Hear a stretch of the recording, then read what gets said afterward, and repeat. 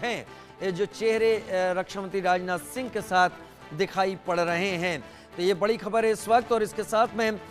Vipin sir आपका ही रुख करता हूँ। पुतिन का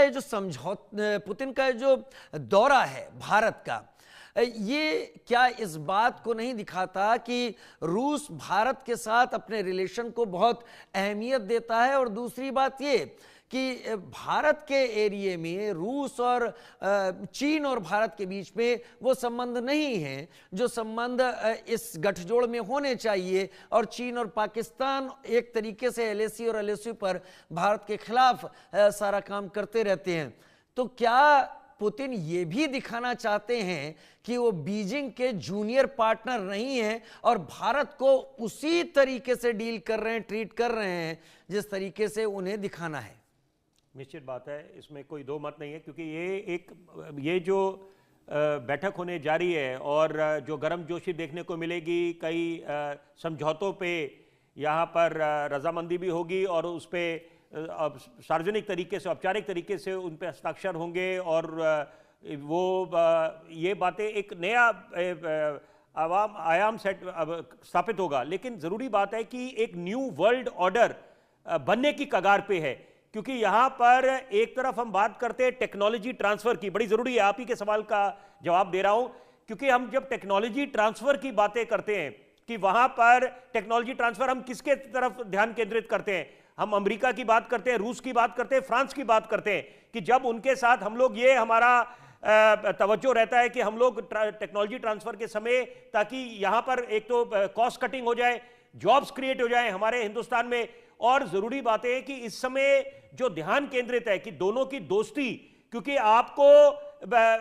रूस को भी हिंदुस्तान की आवश्यकता है और हिंदुस्तान को भी रूस की आवश्यकता है। तो यहां पर वो कहावत है, एनिमीज एनिमीज योर फ्रेंड। यहां पर क्योंकि महत्वाकांक्षाएं सारे मुल्कों की है, अगर हम इजराइल की बात करते हैं तो इजराइल ग्रेटर इजराइल बनना चाहता है, और वही बात है रूस की बात करें तो वो यूएसएसआर वाली ग्लोरी दोबारा लाना चाहता है, जिसके कारण उन्होंने वो तो दलील दी गई कि नाटो में ना शामिल हो, लेकिन यूक्रेन पे जब हमला हुआ, युद्ध कितने समय से चल रहा है। वही अमेरिका की बात करें, make America great again, Greenland Canada को शामिल करने की बात करते हैं। तो ये तमाम मुल्कों की अपनी महत्वाकांक्षाएं हैं, विस्तारवाद की नीतियां हैं, और यहां पर जरूरी है कि आपने एलएसी एलओसी की बात करी, वो एक चुनौती यहां पर दोनों मुल्क बना के बैठे हुए हैं, पाकिस्तान और चीन, लेकिन साथ साथ रूस का साथ आना, क्योंकि ये दोनों को आवश्यकता है। It takes two to tango, ताली कभी एक हाथ से बचती नहीं। इस समय जो ग्लोबल आइसोलेशन का सामना करना पड़ा है रूस को, और खासतौर पे यूक्रेन का जब युद्ध प्रारंभ हुआ तो ये पहले लग रहा था कि जो सैंक्शंस की बात चल रही है वो खोखले दावे साबित होंगे यूरोपियन यूनियन के, और लेकिन उसके बाद ये देखा कि जो सैंक्शंस लगे, लेकिन रूस का अपना जो वर्चस्व है वो आज भी कायम है, और यहां पर बिल्कुल डट कर खड़ा हुआ है। और यहां पर हमारा जो उनके साथ दोस्ती का सिलसिला है वो कई दशकों से है, तो यहां पर उसको बरकरार रखना है उस स्थिति को, और यहां पर आज निश्चित बात है इतिहास रचा जाएगा। और जरूरी इसलिए भी है क्योंकि यहां पर हिंदुस्तान का जो कद है, क्योंकि एक तरफ हम बात करते आए हैं ब्रेक्जिट की, ब्रिटेन का यूरोपियन यूनियन से एग्जिट होना, सही मायने में अगर हम देखें, ये आपके सवाल का उत्तर होगा कि चीन को हम कैसे जवाब दे सकते हैं। एक तो जो हमने जो उनके एप्स पर स्ट्राइक करा वो बड़ी अच्छी मार मारी, और दूसरी बात है कि यहां पर की चेक्सिट कि अगर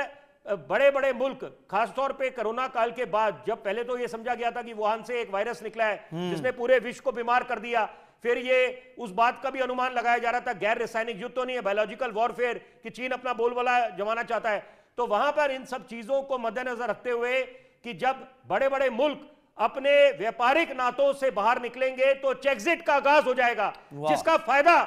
हिंदुस्तान को मिलेगा, बशर्ते हम वो माहौल बनाएं, पॉजिटिव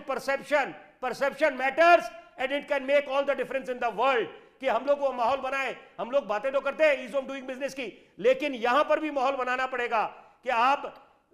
खामियां निकाल सकते हैं सरकार की, आईना दिखाने का काम विपक्ष भी करे, आम आदमी भी करे, लेकिन जहां राष्ट्र हित की बात है और ये आगे देश को आगे बढ़ाने की बात है, कोई नहीं इस बात को नकार सकता कि सपना सबका साझा है, कि हम चाहते हैं कि हमारा महान देश हिंदुस्तान आत्मनिर्भर भी बने, महाशक्ति भी बने, उस दौर को दोबारा लेके आए जब हिंदुस्तान को सोने की चिड़िया कहा जाता था, the land of the golden sparrow. अगर यहां पर हमारा रुपया स्ट्रांग होता है तो it augurs well for our economy, हमारी अर्थव्यवस्था को बल मिलना चाहिए। वाकई अल्ले आपने ब्रेग्जिट को चेक्जिट से जोड़ दिया, और क्या ये संभव होगा ये भी देखना होगा फ्यूचर में। लेकिन संजीव जी,